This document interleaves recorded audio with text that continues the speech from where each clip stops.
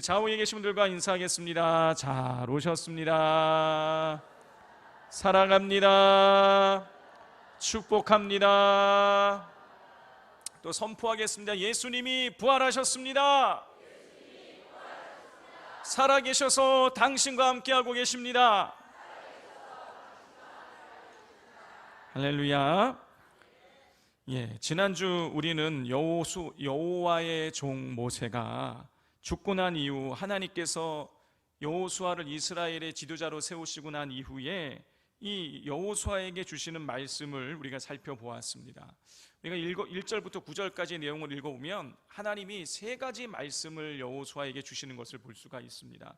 첫 번째는 가나안 땅으로 들어가라는 명령의 말씀이에요. 우리 2절을 다 같이 한번 읽겠습니다. 내 종 모세가 죽었으니 이제 너는 이 모든 백성과 더불어 일어나 이 요단을 건너 내가 그들 곧 이스라엘 자손에게 주는 그 땅으로 가라. 하나님께서는요, 야 여호수아야, 내가 너희 이스라엘 백성이 밟는 모든 땅을 너희에게 줄 테이니 너희들 두려워하지 말고 가나안 땅으로 요단강을 건너서 들어가라. 이런 명령을 주셨어요. 자, 두 번째 하나님께서 여호수아에게 주신 것은 여호수아와 함께 하시겠다는 것이었어요. 약속을 주셨습니다. 우리 5절을 같이 읽겠습니다. 내 평생에 너를 능히 대적할 자가 없으리니 내가 모세와 함께 있었던 것 같이 너와 함께 있을 것임이니라. 내가 너를 떠나지 아니하며 버리지 아니하리니. 하나님께서요, 모세와 내가 함께 있었는데 똑같이 내가 너와 함께 있을 것이다. 너를 결코 내가 버리지 않을 터이니 너 안심하고 가나안 땅에 들어가라는 거예요. 그리고 마지막으로 여호수아에게 주시는 것이 무엇이냐면 모든 것을 하나님 말씀하시는 대로 지키면 너의 길이 형통할 것이다 라는 말씀이에요. 자, 그래서 7절 8절 말씀을 같이 한번 읽겠습니다. 오직 강하게 하고 극히 담대하여 나의 종 모세가 내게 명령한 그 율법을 다 지켜 행하고 우로나 좌로나 치우치지 말라. 그리하면 어디로 가든지 형통하리니 이 율법책을 내 입에서 떠나지 말게 하며 주야로 그것을 묵상하여 그 안에 기록된 대로 다 지켜 행하라. 그리하면 내 길이 평탄하게 될 것이며 내가 형통하리라. 하나님께서는요, 하나님 말씀대로 네가 지키기만 하면 너의 길이 형통하겠다는 말씀을 2번 연속이나 말씀하시면서 하나님 말씀대로 지킬 것을 명령하셨어요. 자, 이렇게 하나님께서는 첫 번째는 가나안 땅으로 들어가라. 두 번째, 내가 너와 함께 하겠다. 세 번째는 말씀대로 내가 말하는 대로 지키면 너는 형통할 것이다 라는 이런 세 가지 말씀을 주셨어요. 자, 그러면 이제 남은 것은 하나입니다. 말씀을 들었으니 그거에 대한 반응이 있어야 될 거 아니에요. 자, 여호수아는 내가 너와 함께 하겠다, 너 함께 할 것이니 가나안 땅에 안심하고 들어가고, 그리고 너 나의 말대로 순종하기만 하면 너의 길을 형통하게 하겠다 라는 이런 말씀에 대해서 여호수아가 어떻게 반응을 보였을까요? 우리 10절 말씀을 10절 11절을 같이 읽겠습니다. 이에 여호수아가 그 백성의 관리들에게 명령하여 이르되 진중에 두루 다니며 그 백성에게 명령하여 이르기를 양식을 준비하라. 사흘 안에 너희가 이 요단을 건너 너희의 하나님 여호와께서 너희에게 주사 차지하게 하시는 땅을 차지하기 위하여 들어갈 것임이니라 하라. 10절을 보면 이에 여호수아가 관리들에게 명령했다 이렇게 기록되어 있어요. 이에 명령했다는 거. 이에 명령했다. 여러분, 이에 명령했다는 얘기는 무슨 뜻인 것입니까? 하나님의 그 세 가지 말씀을 듣고 그리고 나서 명령을 내렸다라는 거예요. 모세는요, 하나님 말씀에 대해서 반응을 보인 거예요. 긍정적으로 반응을 보였습니다. 자, 그러면 모세가 하나님 말씀을 듣고 명령을 내렸는데 그럼 명령의 내용은 무엇이냐? 우리 11절을 보면은요, 그 내용이 나오는데 그 요단강을 건너 가나안 땅으로 들어가겠다라는 거예요. 하나님께서 여호수아에게 첫 번째 주신 말씀이 야, 요단강 건너 가나안 땅에 들어가라는 것이었잖아요. 근데 여호수아가 그 말씀을 듣고요, 내가 너와 함께 할 것이고 너가 밟는 모든 땅을 내가 너에게 줄 것이고 너가 내 말대로만 하면 너가 다 형통할 것이다. 그러니 가나안 땅에 들어가라 라고 하나님 말씀하셨는데 그대로 여호수아가 순종한 거예요. 성도 여러분, 우리의 삶은요, 우리에게 오는 자극에 대한 반응의 결과인 것입니다. 우리가 어떤 자극이 왔을 때 그거에 대해서 어떻게 반응을 보이느냐에 따라서 여러분 우리 삶이 얼마든지 달라질 수 있다라는 거예요. 자, 그런데 중요한 것은 우리에게 오는 이 자극과 우리가 자극에 대한 반응 사이에 여러분 간극이 있다라는 것입니다. 무슨 얘기냐? 자극이 왔을 때의 반응을 내가 선택할 수 있다라는 거예요. 여러분, 우리가 생각할 때는 동일한 자극을 받으면 모든 사람이 다 똑같이 반응을 보일 것처럼 생각이 들지만 그렇지 않다라는 것입니다. 여러분, 동일한 자극이 와도요, 얼마든지 다르게 반응을 보일 수가 있어요. 누군가 나를 때렸습니다.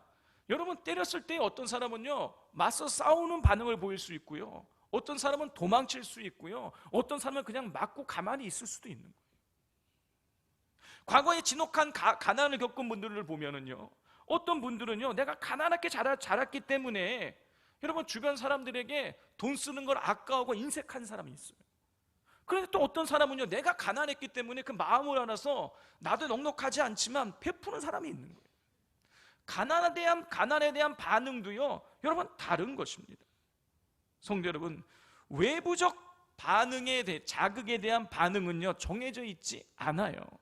여러분, 그건 내가 선택하는 것입니다. 그런데 우리는요, 외부적 자극에 대해서 내가 선택할 수 있다는 것을 망각하고 그냥 예전에 하던 방식대로 아니면 누군가에게 배운 대로 우리가 반응을 보이는 경우들이 많이 있다는 것이죠.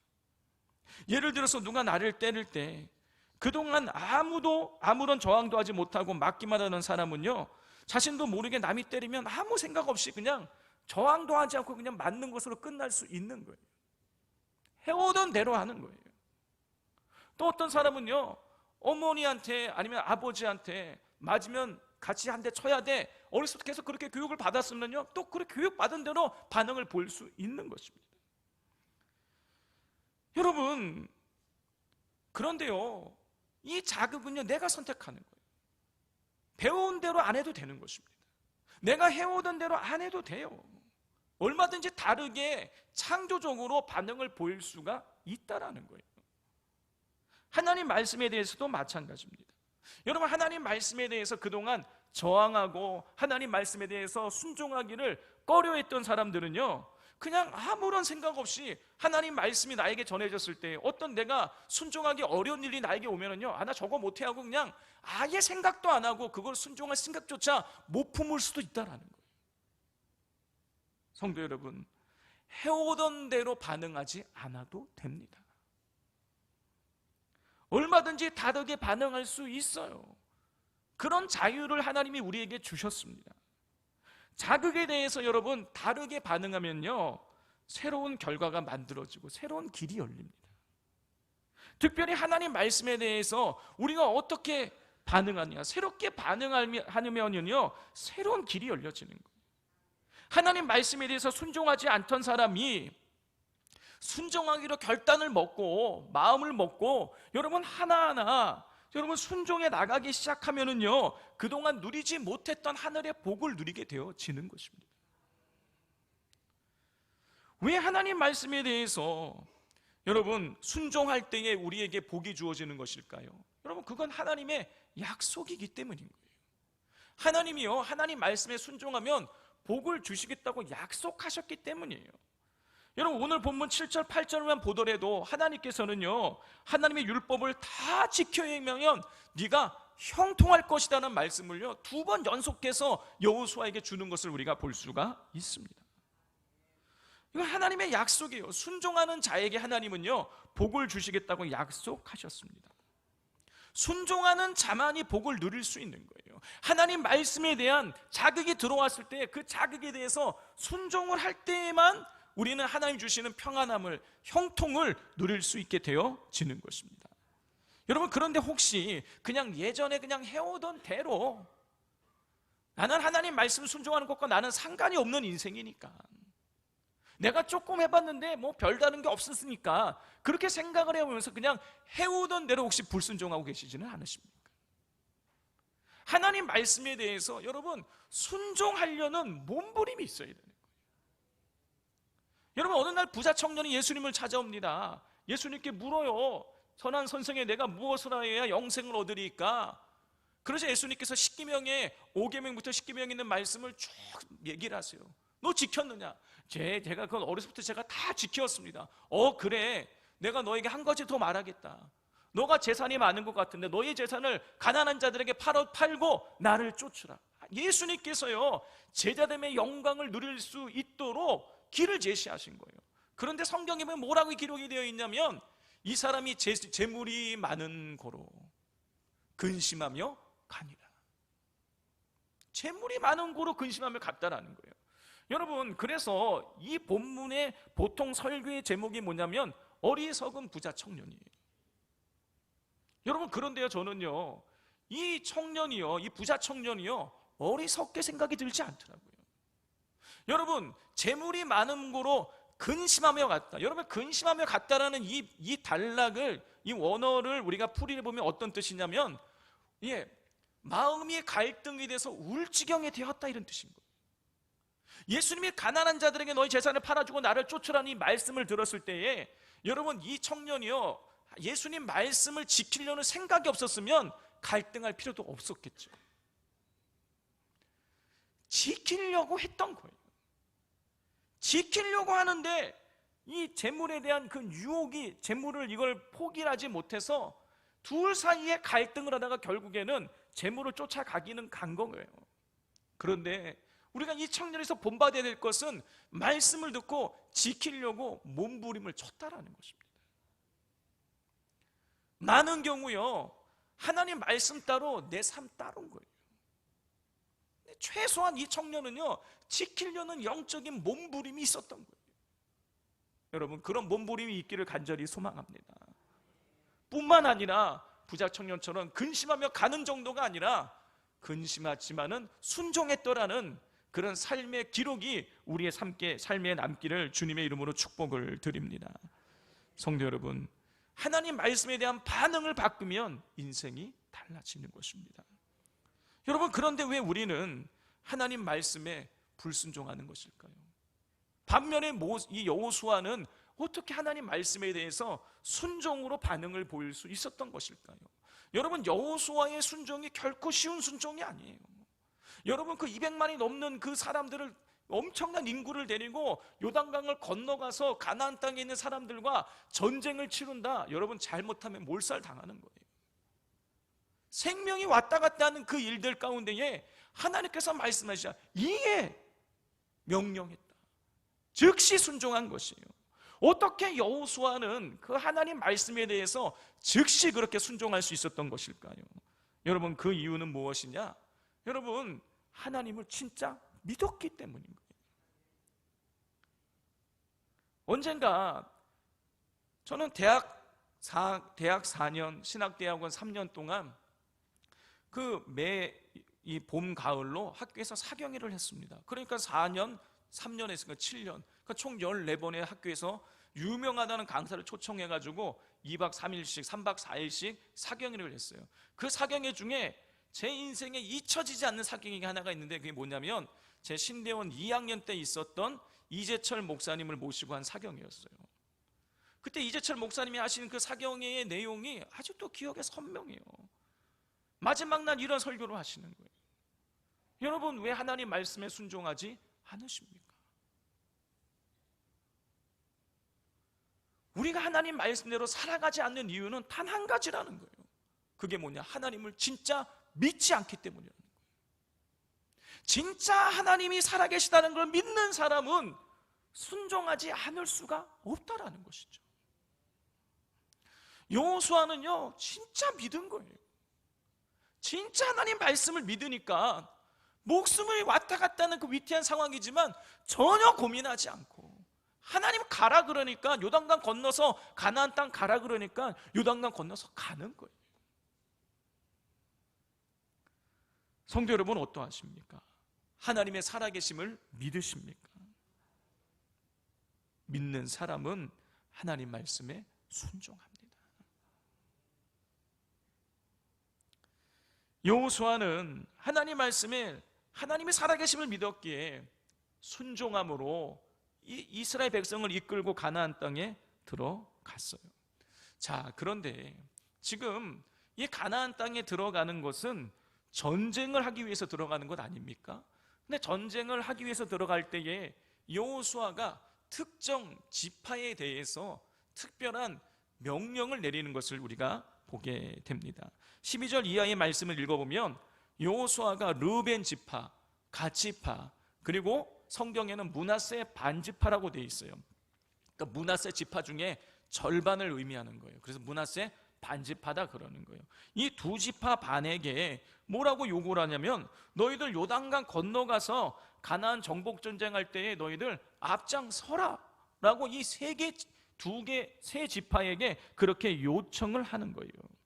성도 여러분, 우리가 민수기의 말씀을 나눌 때에 이 두 지파 반에 대한 이야기를 나누었었죠. 이스라엘 백성이 그렇게 40년 동안 광야를 뺑뺑이 돌다가 이제 그 요단강을 기점으로 해서 동쪽은 모압 평지고 서쪽이 가나안 땅인 거예요.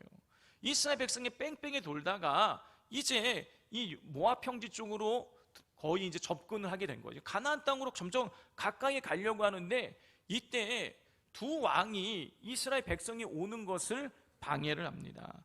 아모리 왕 시온과 바산한 옥, 이 두 왕이 이스라엘 백성이 이 모압 평지로 오는 것에 대해서 탐탁치 않게 여기고 전쟁을 벌이게 돼요. 자, 그런데 이 전쟁에서 이스라엘 백성이 대승을 거두게 됩니다. 거의 몰살을 시키는 거예요. 그래서 이 모압 평지 위아래 쪽으로 그 땅이, 그러니까 요단강 동쪽 편이 이스라엘 백성의 차지가 돼요. 나라를 멸절시켰으니까 무주공산이 돼버려서 그 땅들이 다 이스라엘 백성들의 땅으로 변하게 되는 것이죠. 자, 그런데 그들이 이스라엘이 그렇게 두 번의 전쟁을 통해서 차지한 그 땅들을 보니까 너무 목축하게, 가축 키우기가 너무 좋은 땅인 거예요. 그런데 르벤 지파와 갓 지파, 이 두 지파는 가축을 많이 기르던 지파였어요. 가만히 보니까 가나안 땅으로 가도요, 여기보다 더 좋은 목처지를 찾기가 어렵게 보이는 거예요. 그래서 모세에게 요청을 합니다. 우리 그냥 이 땅을 우리에게 주십시오. 우리 가나안 땅에 가서 우리 땅 안 받겠습니다. 그냥 우리 여기 살 테니 여기 이 땅을 우리에게 달라고 그렇게 요청을 합니다. 그리고 이 와중에 므낫세 지파도 자신들도, 므낫세 지파 중에 절반도 우리도 그렇게 뭐 가나안 땅까지 갈 필요가 뭐가 있냐, 우리도 여기 그냥 물러 살겠습니다, 이렇게 해가지고 두 지파 반이 요단강 동편 땅에 그렇게 걸쳐서 살게 되는 것이죠. 자, 이에 대해서 르우벤 지파와 갓 지파, 므낫세 반 지파가 그런데 그렇게 땅을 차지하는 것을 끝나는 것이 아니라 모세에게 이야기하는 거예요. 우리는요, 여기 땅 얻었으니까 우리는 가나안 땅에 들어가지 않겠습니다. 무슨 얘기예요? 가나안 전쟁할 때 따라 들어가지 않겠다라는 거예요. 우리는 전쟁에서 빼달라는 것입니다. 자, 그러자 모세는요, 모세는요, 너네들 결코 그럴 수 없다. 너희가 지금 가나안 전쟁을 하는 이스라엘 너희 동족들의 사기를 떨어뜨린다. 너네가 여기 너네 땅 얻었다 그래서 너네 안 들어가면 나머지 지파의 사기가 떨어지지 않겠냐. 너네 그건 말도 되지 않는다. 그러니 너희들 반드시 전쟁할 때 앞장서서 너희가 들어가야 된다. 너희들 땅을 미리 줬으니까 너희들 가나안 땅에 같이 들어가서 같이 싸워줘야 된다 라고 그렇게 명령을 내리게 됩니다. 자, 그런데 어떻게 돼요? 모세가 죽잖아요. 자, 그런데 하지만 모세의 참모였던 여호수아는 이 사실을 알고 있었어요. 그래서 여호수아는 가나안 정복 전쟁, 이제 가나안 땅에 들어가야 되니까 르우벤 지파와 갓 지파와 므낫세 반 지파에게 도움을 청하는 것이죠. 우리 14절과 15절 말씀 같이 읽겠습니다. 너희의 처자와 가축은 모세가 너희에게 준 요단 이쪽 땅에 머무렸니와 너희 모든 용사들은 무장하고 너희의 형제보다 앞서 건너가서 그들을 돕되 여호와께서 너희를 안식하게 하신 것 같이 너희의 형제도 안식하며 그들도 너희의 하나님 여호와께서 주시는 그 땅을 차지하기까지 하라. 그리고 너희는 너희 소유지 곧 여호와의 종 모세가 너희에게 준 요단 이쪽 해 돋는 곳으로 돌아와서 이곳을 차지할지니라.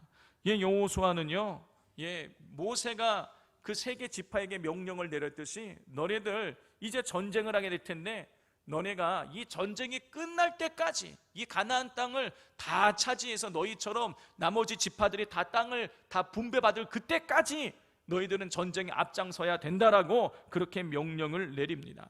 자, 그러자 이 세 개 지파가 이 모세의 여호수아의 명령에 대해서 이렇게 반응을 보입니다. 우리 16절 17절 같이 읽겠습니다.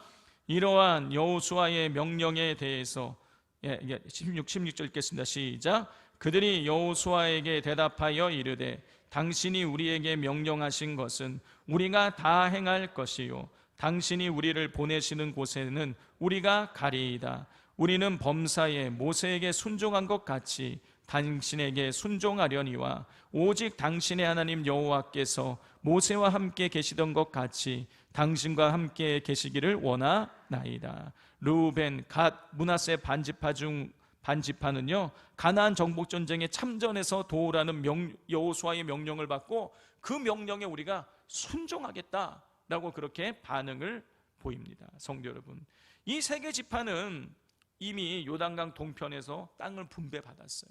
그리고 그 땅을 분배받겠다고 그리고 이 자기들은 요단강 동편에서 땅을 분배받고 가나안 땅에서는 땅을 분배받지 않겠다는 그 약속을 누구에게 했냐면은 모세에게 했어요. 자, 따라서 가나안 정복 전쟁에 참전해도요 이들은 얻을 수 있는 게 아무것도 없어요. 뭐 가나안 땅을 많이 차지한다고 자기네 땅이 넓어지는 게 1도 없습니다. 자, 거기다가 세 지파의 약속의 대상이었던 모세는 죽은 상황이에요. 그런데 이 세 지파는 가나안 정복 전쟁에 적극적으로 앞장을 서겠다고 약속을 합니다. 그리고 실제로 우리가 나중에 읽어보면은요, 진짜로 이 세 개 지파가 앞장을 서서 싸우는 것을 우리가 볼 수가 있습니다. 여러분, 이 세 지파의 모습에서 우리는 두 가지 아주 중요한 메시지를 얻을 수가 있어요. 첫 번째는요, 약속을 지켜야 된다는 거예요. 여러분, 약속을 지킨다는 건요 유치원 애들도 다 하는 이야기입니다. 애들이 더 잘 지켜요. 그런데 여러분은 어떻습니까? 여러분, 우리는 잘 지키지 않지요. 약속을 정말 잘 지키는 것처럼 보이지만 지키지 않을 때도 많이 있습니다. 여러분, 왜 약속을 안 지키는 것입니까? 약속할 때랑 시간이 지나고 나서의 상황이 다르기 때문이에요. 약속할 때는 너무나 간절한 상황이라서 약속을 하지만 상황이 변하면 언제 약속했냐는 듯이 약속을 저버리게 되는 것이죠. 이렇게 약속을 지키지 않게 되면 사람과 사람 사이의 관계가 서먹서먹해지고 심해지면 깨지게 되는 것입니다. 여러분, 그런데 문제는 이러한 우리의 일상에서 삶의 모습이 신앙생활에도 그대로 흘러갈 때가 있다라는 거예요. 힘들고 어려울 때는 하나님 앞에 기도하면서 하나님 이번 도와주시면 제가 이렇게 하겠습니다, 저렇게 하겠습니다 하고 기도하지만, 서원 기도하지만 상황이 좋아지면 언제 그런 서원을 했냐는 듯이 서원을 지키지 않을 때가 많은 것이죠. 그런데 성도 여러분, 우리 하나님은요 신실하세요. 하나님은요 상황이 바뀌어도요 얼마든지 언제든지 우리에 대한 약속을 지키십니다. 이스라엘 백성에게 너희들 내 말을 듣고 나에게 순종하면 나는 너희 하나님이 되고 너희는 내 백성이 될 것이다. 시내산에서 언약을 했어요. 약속을 했어요. 그런데 어떻습니까? 이스라엘 백성들은요 여러분 언제 그랬냐는 듯이 계속 원불교 믿었잖아요. 원망하고 불평하고 계속 물면 하나님께 불순종하는 거예요. 그런데 하나님은 어떠십니까? 약속했으니까 계속 만나도 내리시고 매출하기도 내리시고 반석에서 물도 나오게 하시고 불기둥도 보내시고 구름 기둥도 보내시고 40년을요 한결같이 하나님은요 약속을 지키시는 거예요. 우리 하나님은 신실하게 약속을 지키시는 분이십니다. 그러므로 우리도 하나님께 대한 약속을 우리도 철저하게 지키며 나가야 하겠습니다. 두 번째로 이 세 지파가 모세가 죽었음에도 불구하고 그리고 가나안 땅에서 얻을 것이 없음에도 불구하고 약속한 대로 가나안 땅에 가겠다는 그 모습을 통해서 우리가 얻을 수 있는 것은 하나님의 백성들은 서로 짐을 나누어 져야 한다는 것입니다. 성도 여러분, 이미 말씀드린 것처럼 세 지파는요 가나안 땅에서 아무리 열심히 싸워도 자기한테 득되는 거 하나도 없어요. 오히려 열심히 싸우면 싸울수록 손해요. 잘못하면 죽을 수 있으니까. 그러나 이들은요 약속한 대로, 모세에게 약속한 대로 그 약속 지키겠다고 가장 앞장서서 전쟁에 참전합니다. 여러분, 왜 그랬을까요? 왜 그렇게 열심히 약속을 지키겠다고 한 것일까요? 다른 이유는요 제가 아무리 생각해도 찾을 수가 없더라고요.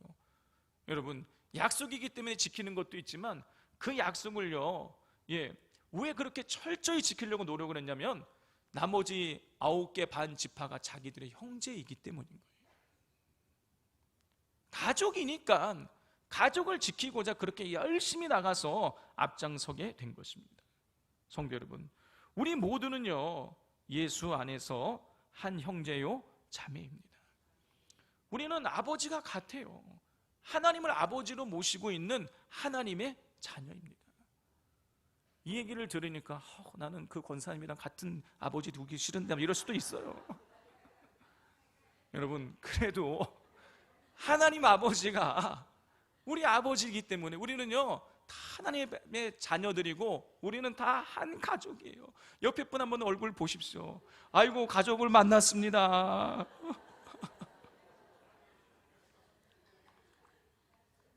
아무리 내가 싫다고 그래도요 우리는 이미요 엮여졌어요. 예수 안에서 우리는요 사랑의 띠로 이미 묶여졌어요. 우리는 사랑의 공동체인 것입니다. 그러므로 우리는요 서로를 돌아보면서 서로의 짐을 나누어줘야 돼요. 여러분, 그게 하나님의 뜻을 이루는 길일 것입니다. 갈라디아서 6장 2절이에요. 너희가 짐을 서로 지라, 그리하여 그리스도의 법을 성취하라. 서로의 짐을 같이 지어주는 것, 나누어 짓는 것, 그게 하나님의 법을 이루는 길인 것입니다. 빌립보서 또 2장 4절입니다.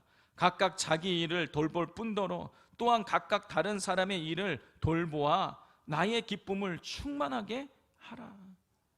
사도 바울은요 빌립보 교회 성도들에게 자기의 일들도 돌보고 그리고 다른 사람의 일들도 돌보아라.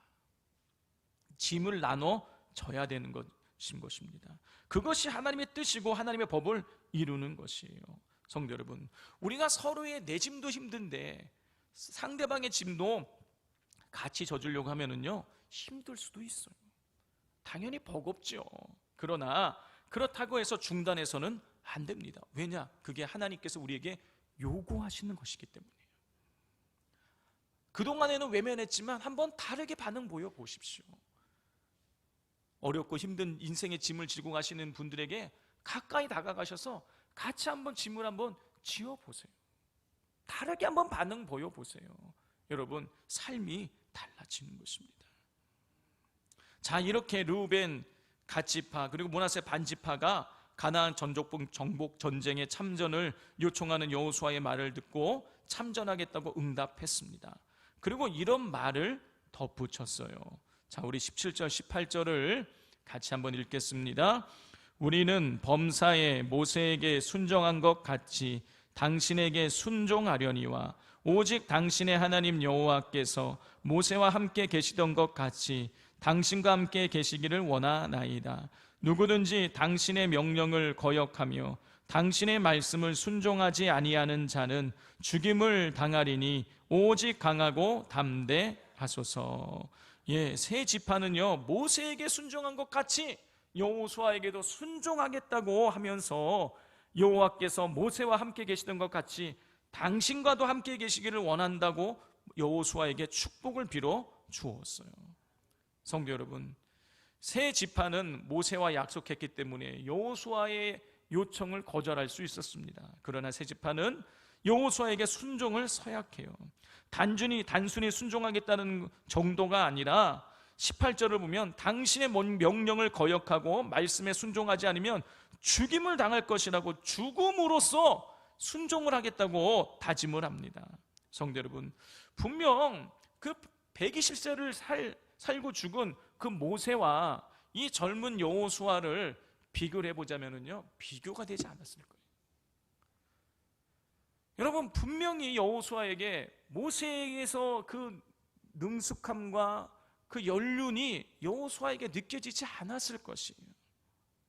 그런데 세 지파는요, 여호수아를 존중하면서 모세에게 순종한 것 같이 당신에게도 순종하겠노라고 그렇게 다짐을 했습니다.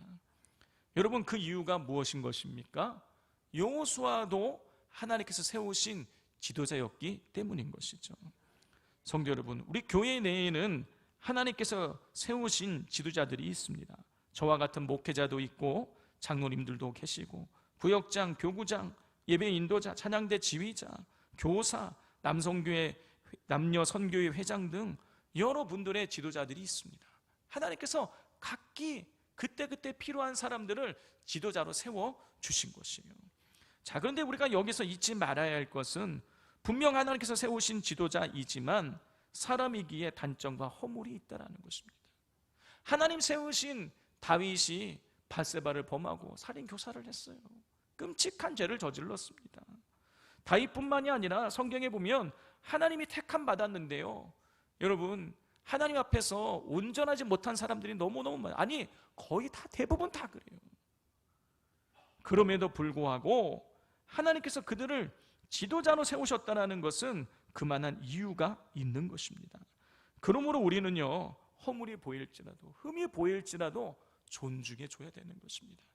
그래야 질서가 세워지고, 그리고 그래야 교회가 흔들리지 않고 견고하게 성장해 나갈 수 있게 되는 것이죠.